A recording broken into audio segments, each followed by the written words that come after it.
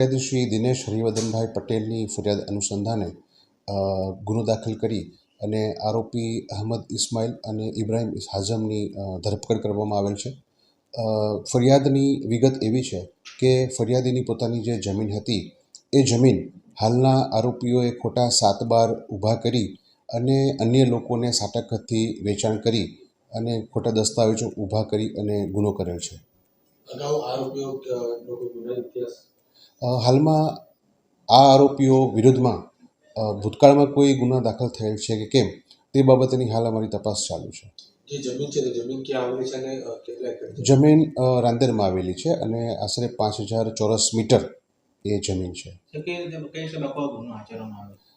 આ ગુનો જે છે એ જે ફરિયાદીના 7/12 હતા એ 7/12માં દસ્તાવેજોમાં છેડછાડ કરી અને એમાં અન્ય નામો ચડાવી અને જે હાલમાં અન્ય પક્ષો હતા એમને વેચાણ કરીને ખોટા દસ્તાવેજો ઊભા કરવામાં આવેલા.